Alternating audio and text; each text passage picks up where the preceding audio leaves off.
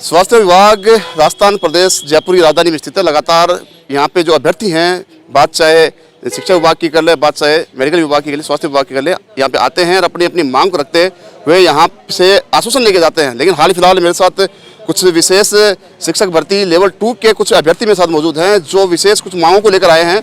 उनकी मांग जो है वो उन्हीं की मुझे जुबानी सुन लेते हैं। हालांकि उनका ये कहना है कि जब शिक्षक भर्ती हुई, विशेष योग्यजन शिक्षक भर्ती लेवल 2, उसमें अनियमितताएं की गई, गड़बड़ झाले हुए, तमाम जो बातें हैं, चर्चा है, उनसे बात कर लेते हैं। सर क्या नाम है आपका? मेरा नाम राजा राम बिश्नोई, मैं जोधपुर से हूँ।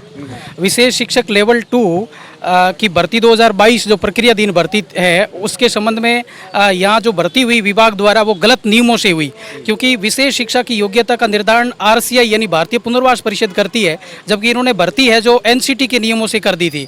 तो उसके बाद में डायरेक्टर ने NCT को लेटर लिखा कि विशेष शिक्षकों की जो योग्यताएँ हैं उसके संबंध में स्पष्टीकरण कराए।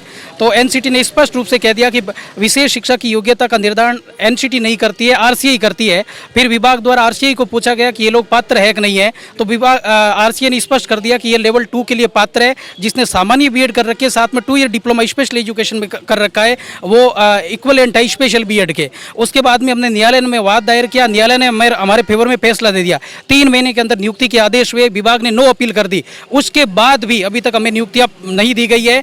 ये कह रहे हैं कि हमारी पूरी भर्ती रद्द हो जाएगी क्योंकि हमने गलत नियमों से कर दी है, लेकिन उसकी जो है खामियाजा विद्यार्थी क्यों भुगते? उसके भारत का सर्वोच्च न्यायालय, उच्च न्यायालय राजस्थान सरकार और शिक्षा मंत्रालय भारत सरकार और राजस्थान उच्च न्यायालय NCT और RCI ये कहती है कि विशेष शिक्षा की योग्यता का निर्धारण RCI करती है, न कि NCT।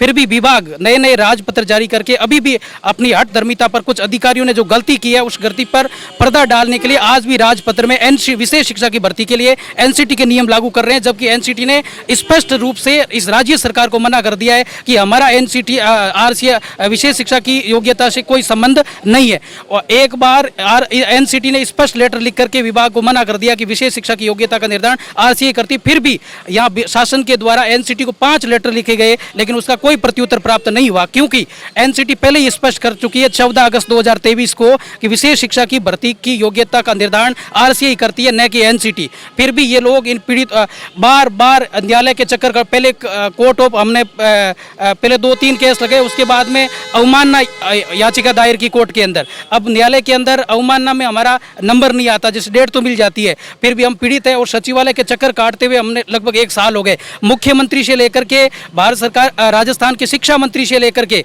यहाँ तक कि इनको विशेष और सामान्य शिक्षा के संबंध में जिस अधिकारी ने गड़बड़ी करी है इस विशेष शिक्षा की भर्ती के संबंध में, तो वापस उन्हीं के पास भेजते हैं और वो हमारा इस पीड़ा की ओर ध्यान ही नहीं देते, कागजों को दबा देते हैं। मैं सारी बातें सत्यता के साथ, सारे एविडेंस के साथ बोल रहा हूँ। राजाराम जी, कौन से ऐसे नियम थे जिनको लेकर आप के साथ जो जाती हुई या फिर जो गड़बड़ डाला हुआ है पूरी तमाम भर्ती को लेकर, क्या विशेष नियम लगने चाहिए थे? क्या कौन कौन से नियम हैं जो RCT RCT जो आपने बताया, और वो RCI और NCT बताया, तो कौन से ऐसे विशेष नियम थे जिनको लेकर आप यहाँ पे पहुंचे? विशेष शिक्षकों की योग्यता का निर्धारण RCI करती है, ये भारत सरकार का सर्वोच्च न्यायालय कह रहा है। सर्वोच्च न्यायालय का ऑर्डर था सुप्रीम कोर्ट का, वो हमारे राजस्थान कोर्ट ने मेरी याचिका में राजस्थान को लागू करने के लिए बोला गया, तो इन्होंने नो अपील तो कर दी, पर हमें नियुक्तियां प्रदान नहीं की गई।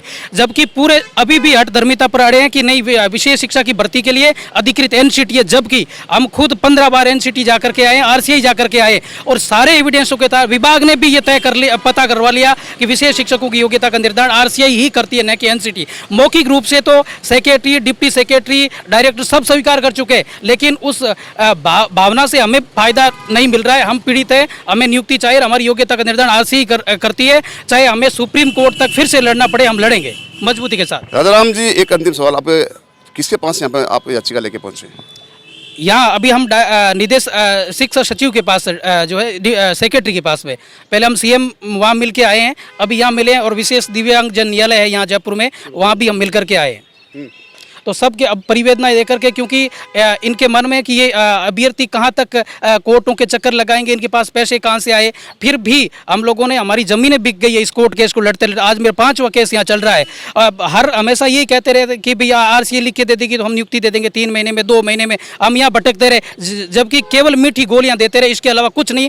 विभाग हमेशा जो अधिकारी है, चाहे विभाग का कोई LDC UDC भी है, तो वो उसको बचाने का प्रयास करेगा। यही हो रहा है, वास्तविकता यही है। ठीक है, मेरे साथ राजाराम जुड़े थे, और भी बात करता हूँ, क्यों पहुँचे यहाँ पे? सर हम 2 साल से लगातार पीड़ित है। हमारा 1-2 गुना में रिजल्ट है, उसमें भी हम शामिल हैं और कर्मचारी चयन बोर्ड द्वारा हमारा डॉक्यूमेंट वेरिफिकेशन हो गया है और हम ये चाहते हैं कि भाई तुरंत प्रभाव हमें नियुक्ति प्रदान करें। कुछ 10-12 लोग ऐसे हैं जिनको नियुक्तियां भी मिल चुकी है, जो हमारी स्वयं योग्यता है, इसके संदर्भ में हमें न्याय मिलना चाहिए। क्या नाम, आपका नाम बता दीजिए। मेरा नाम ओम प्रकाश है। ओम प्रकाश जी, कितने अभ्यर्थी ऐसे हैं पूरे प्रदेश में जिनको लेकर आप संघर्ष कर रहे हैं, जिनकी जो नियमित भर्तियां हैं उनमें गड़बड़ डाला हुआ है और अनियमितताएं हुई हैं? 50 लोग हैं, जिसमें से 12-13 लोगों को नियुक्ति मिल चुकी है, बाकी हम हैं जो अभी तक दर की ठोकरें खा रहे हैं। आगे की रणनीति क्या रहने वाली है कि आप मिलके आए कि अंदर मिलोगे जाके? नहीं, अभी जाकर हम मिलेंगे और पहले भी कई बार मिल चुके हैं, तो हमें सिर्फ आश्वासन के अलावा और कुछ नहीं मिलता है और ये भी स्पष्ट रूप से कहा कि हम आगे की भर्तियों में भी आपको शामिल करेंगे, लेकिन ऐसा कुछ नहीं हुआ है। हमारे साथ धोखा ही धोखा हो रहा है। ठीक है ओम प्रकाश, एक सवाल और भी है कि जैसे कि आपके साथी ने बताया, राजा राम ने, कि अधिकारी ये कह रहे हैं कि अगर आप ज़्यादा अग्रेसिव होगे, आगे चलोगे या कार्रवाई करने की बात कहोगे तो कहीं ना कहीं भर्ती रद्द भी हो सकती है। तो जी बिल्कुल सर, ये इनका ये कहना है कि हमने भर्ती तो, हमारी गलती तो हम स्वीकार कर रहे हैं। यहाँ तक कह दिया है कि हम न्यायालय के अंदर भी हमारी जो अवमानना याचिका लगी उसमें हमारी भर्ती जो है हम हमारी गलती को स्वीकार कर लेंगे, लेकिन उनकी गलती स्वीकार करने से हमें न्याय कहाँ मिला है।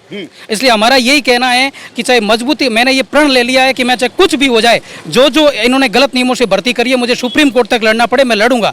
इन्होंने यहाँ तक अधिकारियों ने कह दिया कि आपको सुप्रीम कोर्ट तक चक्कर निकलवा देंगे, अगर ज़्यादा किया तो मैं सुप्रीम कोर्ट में भी फील्डिंग सेट करके आ गया, वहाँ के वकीलों से बात कर दी, मैं वहाँ भी इनके खिलाफ कंटेम दायर करूंगा कि सुप्रीम कोर्ट के आदेश को ये लोग नहीं मान रहे।